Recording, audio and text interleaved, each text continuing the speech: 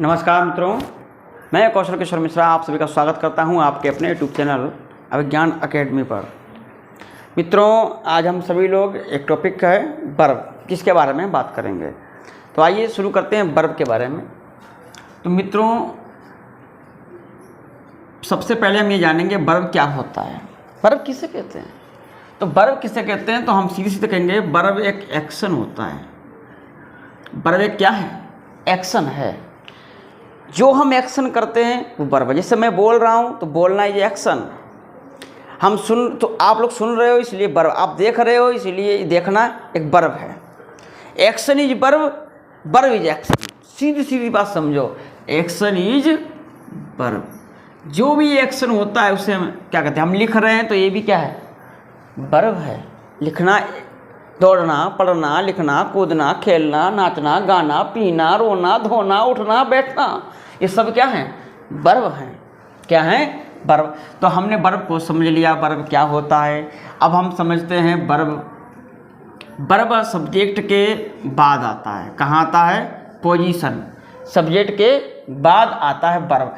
ये किस में आएगा? जब सेंटेंस होगा असर्टिव। क्या होगा? असर्टिव सेंटेंस होगा। और कभी कभी वर्ब पहले आती है। क्या आती है? सब्जेक्ट से पहले आती। ऐसा होता है इंटेरोगेटिव में। कहाँ होता है? इंटेरोगेटिव में ऐसा होता है। किसमें होता है? वर्ब पहले आती है सब्जेक्ट से, और सब्जेक्ट के बाद भी वर्ब आता है।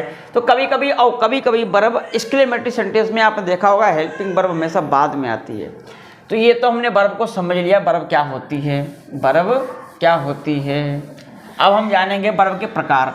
तो देखिए, वर्ब को प्रकार का अगर समझना है, वर्ब के प्रकार को समझना है तो कई प्रकार से हम बांटेंगे। सबसे पहले हम बात करेंगे हेल्पिंग वर्ब की। किसकी बात करेंगे? हेल्पिंग वर्ब की। हेल्पिंग वर्ब की। तो हेल्पिंग वर्ब या एक्जुलरी वर्ब दो प्रकार की होती हैं। दो प्रकार की वर्ब ये होती हैं। एक होती है प्राइमरी और एक होती है सेकेंडरी। सेकेंडरी वर्ब को ही कहते हैं मॉडल। क्या कहते हैं? मॉडल। प्राइमरी वर्ब तीन प्रकार की होती हैं। कितने प्रकार की होती हैं? तीन प्रकार की होती हैं। डू और बी और हैव। तीन प्रकार की। डू में आता है डू, डज और डिड। बी में इज, आर, एम, बाज और वर।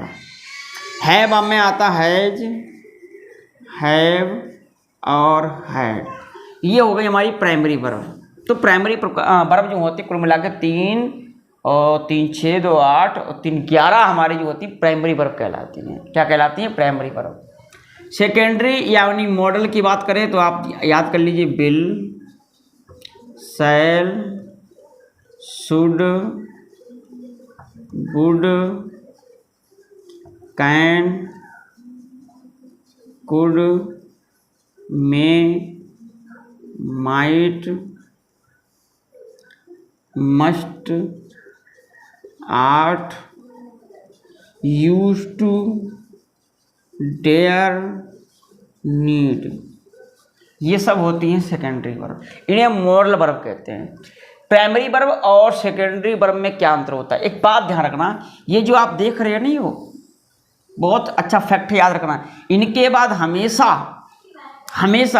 जो वर्ब आएगी ना, मेन वर्ब, वो हमेशा फर्स्ट फॉर्म होगी मेरे भाई। कौन सी फॉर्म होगी? यानी इनके बाद हमेशा वर्ब की फर्स्ट फॉर्म आती है। लेकिन इनके बाद जो है वर्ब बदलती रहती है। जैसे डू डिड की बात करें तो इनके बाद वर्ब की फर्स्ट फॉर्म B1 आता है। इनके बाद अगर हम बात करें तो क्या आएगा? BING, यानी ING जुड़ के आएगा। इनके साथ बी में थर्ड फॉर्म। डू डिड के साथ वर्ब की फर्स्ट फॉर्म आती है। Is are am was verb के साथ वर्ब में ING, is playing, are playing, am going, was running. और हैज, हैव, हेड के साथ में हमेशा वर्ब की थर्ड फॉर्म आती है, third form of the verb. और इनके साथ will be, will go, should go, can go, may go, must go, use to go, dare go, ठीक है, नीड। इनके साथ में क्या आता है? वर्ब की फर्स्ट फॉर्म ही आएगी हमेशा, ध्यान रखना, हमेशा फर्स्ट फॉर्म आएगी। और इनके साथ क्या आएगा, अब एक बात तो ध्यान रखना, प्राइमरी और सेकेंडरी इन्हें हमने पार्ट क्यों बांधा, ये तीन वर्बें जो होती है मेन वर्ब का भी काम करती हैं, ध्यान रखना। Also used verb as a main verb, ये तीन जो होती है मेन वर्ब का काम करती हैं, डू, बी और हैव, यानी ये किसी सेंटेंस में मेन वर्ब का भी काम करती हैं, ये मेन वर्ब का भी काम करती हैं। ये हेल्पिंग वर्ब होती हैं, ये सेकेंडरी वर्ब हो गई, इनके साथ हमेशा फर्स्ट फॉर्म ही आएगी। तो यहाँ तक हमने सीख लिया। अब हम दो प्रकार और बांटेंगे, एक होती फाइनाइट वर्ब और एक होती है non finite verb. Non finite verb, finite verb और नॉन फाइनाइट वर्ब। पहले ये समझो कि फाइनाइट वर्ब और नॉन फाइनाइट वर्ब में डिफरेंस क्या होता है, फाइनाइट वर्ब और नॉन फाइनाइट वर्ब में क्या डिफरेंस होता है, ये हमें जानना बहुत ज़रूरी है। तो फाइनाइट वर्ब उसे कहते हैं जो सब्जेक्ट के अकॉर्डिंग आए। फाइनाइट वर्ब वो वर्ब होती हैं, ध्यान रखना इनमें दोनों चीज़ें, जो वर्ब अकॉर्डिंग टू सब्जेक्ट आती है, अकॉर्डिंग टू टेंस आती है, यानी टेंस के अनुसार और सब्जेक्ट के अनुसार जो वर्ब आती है उसे हम फाइनाइट वर्ब कहते हैं। जो चेंज हो जाए, जैसा सब्जेक्ट वैसी वर्ब, उसे हम फाइनाइट वर्ब कहते हैं। टेंस, जो जैसा टेंस है वैसी वर्ब यूज हो, टेंस के हिसाब से बदल जाए, उसे हम कहते हैं फाइनाइट वर्ब। और नॉन फाइनाइट वर्ब वे वर्ब होती हैं जो कभी भी सब्जेक्ट के अनुसार, टेंस के अनुसार और टाइम के अनुसार बदलती नहीं है। नोट कर लो पॉइंट, फाइनाइट वर्ब उन वर्ब को कहते हैं जो सब्जेक्ट के अनुसार, जो टेंस के अनुसार बदल जाती हैं, उन्हें हम फाइनाइट वर्ब कहते हैं। नॉन फाइनाइट वर्ब वो वर्ब होती हैं जो बदलती नहीं हैं, किसके अनुसार, सब्जेक्ट के अनुसार, टेंस के अनुसार और टाइम के अनुसार, ये बदलती नहीं हैं, उन्हें हम नॉन फाइनाइट वर्ब कहते हैं। और जो बदल जाती हैं उन्हें हम फाइनाइट वर्ब कहते हैं। It is clear. अब हम समझते हैं finite verb, non finite verb. अब इसमें फाइनाइट वर्ब में क्या होता है, ये ऑब्जेक्ट के अनुसार भी बदलती हैं वर्ब। कुछ टाइप होते हैं ऑब्जेक्ट के अनुसार, दो प्रकार की होती हैं ऑब्जेक्ट के अनुसार। इनके फॉर्म रूप भी होते हैं, फाइनाइट वर्ब के रूप भी होते हैं। जैसे इनके रूप होते हैं फर्स्ट फॉर्म, सेकेंड और थर्ड। जैसे गो, वेंट, गॉन, तो ये क्या है, इनके रूप बदल गए। जैसे कम, केम, कम, या कमिंग, गोइंग, तो ये फाइनाइट वर्ब होती हैं। ठीक है। अब इनमें एक चीज़ और समझना है आपको, ये फाइनाइट वर्ब में ऑब्जेक्ट के अनुसार भी बदल कहलाती, दो प्रकार की ऑब्जेक्ट के आधार पर। On the basis of object finite verb has two types, transitive and intransitive. Transitive और इंट्रांजिटिव, दो प्रकार की वर्ब होती हैं। ऐसी वर्ब जो ऑब्जेक्ट के साथ आए, with object is called transitive verb, and without object there is no object, उन्हें कहते हैं विदाउट ऑब्जेक्ट, उन्हें हम कहते हैं ट्रांजिटिव, इंट्रांजिटिव वर्ब। क्या कहते हैं, इंट्रांजिटिव वर्ब। उन्हें हम इंट्रांजिटिव वर्ब कहते हैं, और जो बदल जाती है उन्हें हम क्या कहते हैं, ट्रांजिटिव वर्ब। जैसे ही प्लेज द मैच, यहाँ पर ये प्लेज का ऑब्जेक्ट है द मैच, इसलिए ये प्लेज जो है वो ट्रांजिटिव वर्ब कहलाएगी। क्या कहलाएगी, ट्रांजिटिव वर्ब कहलाएगी। ठीक है। और इंट्रांजिटिव वर्ब होती है जैसे ही बीप्स, ये कैसी वर्ब है, इंट्रांजिटिव वर्ब है क्योंकि इसका ऑब्जेक्ट नहीं है। दूसरी बात, एक पॉइंट और याद रखना, इंट्रांजिटिव वर्ब ऑलवेज, हमेशा, इंट्रांजिटिव वर्ब हमेशा नेचुरल होती हैं। कैसी होती हैं, नेचुरल वर्ब्स, जो स्वतः होती हैं, जिन्हें रोक नहीं पाता है कोई, यूनिवर्सल होती हैं। वो होती हैं नेचुरल वर्ब यानी इंट्रांसिटिव वर्ब होती हैं। कैसी वर्ब होती हैं? इंट्रांसिटिव वर्ब होती हैं। जैसे बीप, रोना एक इंट्रांसिटिव वर्ब है। स्लीप नेचुरल वर्ब है।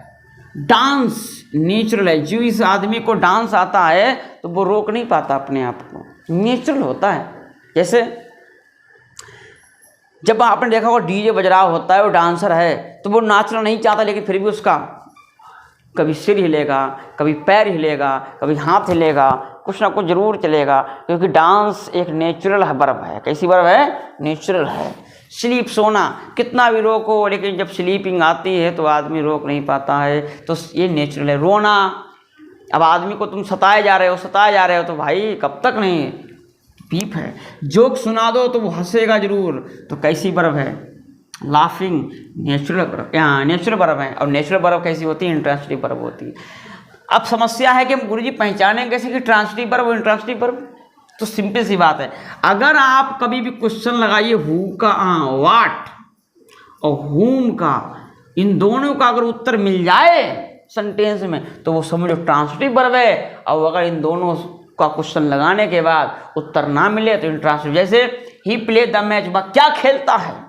तो आप कहोगे मैच खेलता है सर, उत्तर मिला। हम कहें क्या रोता है, तो आप क्या कहोगे? क्या रोता है? क्या रोता है? There is no answer. वह हंसता है, अब आपको वह क्या हंसता है नहीं पता, तो इसका मतलब क्या है? इंट्रांसिटिव वर्ब क्या कौन लगाने से नहीं मिलता है उत्तर, और ट्रांसिटिव वर्ब वो होती है जब क्या कौन और किसे, यानी व्हाट और होम का जब क्वेश्चन लगाएं और आंसर हम फाइंड कर लें तो उसे हम कहते हैं ट्रांसिटिव वर्ब। अब आपको ट्रांसिटिव और इंट्रांसिटिव वर्ब समझ में आ गई होगी। अब हम बात करते हैं नॉन फाइनाइट वर्ब की। नॉन फाइनाइट वर्ब वो वर्ब होती हैं जो सब्जेक्ट के अनुसार नहीं आती, बदलती नहीं हैं, जो टेंस के अनुसार बदलती नहीं हैं, उन्हें हम नॉन फाइनाइट वर्ब कहते हैं। ये 3 प्रकार की होती हैं। कितने प्रकार की? 3 प्रकार की। इसमें आता है जीरंड, इसमें आता है इनफाइनाइट वर्ब, इसे हम कहते हैं इन्फिनेटिव भी बोल सकते हैं, और इसे हम कहते हैं पार्टिसिपल। दूसरी चीज आप कैसे पहचान सकते हो? ध्यान रखना, किसी भी सेंटेंस में, दुनिया का कोई भी सेंटेंस हो, उसमें एक ही फाइनाइट वर्ब होती है। सिंपल सेंटेंस में अगर वो दूसरी वर्ब आए, एक सेंटेंस में दूसरी वर्ब अगर आ जाए तो वो फाइनाइट नहीं होगी, वो दूसरी वर्ब होगी, लेकिन वो इन के रूप में होगी। किसके रूप में? नॉन फाइनाइट वर्ब के रूप में। या तो वो जीरंड होगा, या इन्फिनेटिव होगा, या पार्टिसिपल होगा। जीरंड किसे कहते हैं?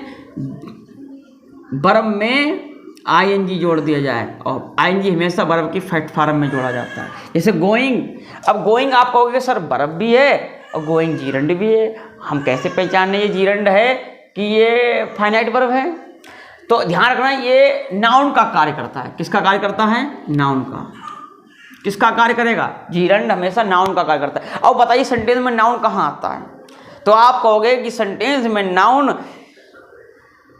सब्जेक्ट के रूप में आता है या ऑब्जेक्ट के रूप में आता है।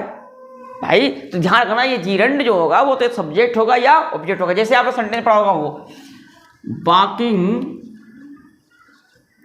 इज गुड फॉर हेल्थ, तो यहाँ पर वॉकिंग एज ए सब्जेक्ट काम कर रहा है, नाउन का कार्य कर रहा है, तो यहाँ पर आवाएंगे लगी है, वर्ब भी है, इसका मतलब ये जीरंड है, नॉन फाइनाइट वर्ब है।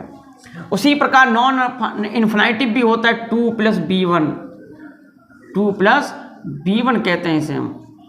यानी जब वर्ब की फर्स्ट फॉर्म से पहले टू का प्रयोग करा जाता है उसे हम इन्फिनेटिव वर्ब कहते हैं। और इन्फिनेटिव वर्ब भी नाउन का कार्य करता है, और नाउन का कार्य करता है इसलिए ये सेंटेंस के या तो सब्जेक्ट के रूप में काम करेगा या ऑब्जेक्ट के रूप में काम करेगा।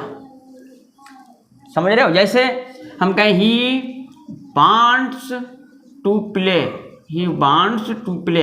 अब यहाँ पर वांट्स का ऑब्जेक्ट है टू प्ले, और टू प्ले ऑब्जेक्ट का काम कर रहा है, नाउन का कार्य कर रहा है, तो यहाँ पर इसकी हिंदी भी खेल नहीं है, इसका मतलब है इन्फिनेटिव है। अब इनके हिंदी अर्थ भी नानी ने आते हैं। नानी ने, दोनों के अर्थ में नानी ने ही आता है, यानी खेलना कूदना, रोना धोना, उठना बैठना, यही दोनों के सेंस में भी आएगा। तो इन्फिनेटिव भी समझ लिया हमने, जीरंड भी समझ लिया। अब हम बात समझते हैं पार्टिसिपल की। किसकी बात समझते हैं? पार्टिसिपल क्या होता है। तो आप कहोगे सर जी पार्टिसिपल 3 प्रकार के होते हैं। पार्टिसिपल कितने प्रकार के होते हैं? तो आप कहोगे प्रेजेंट पार्टिसिपल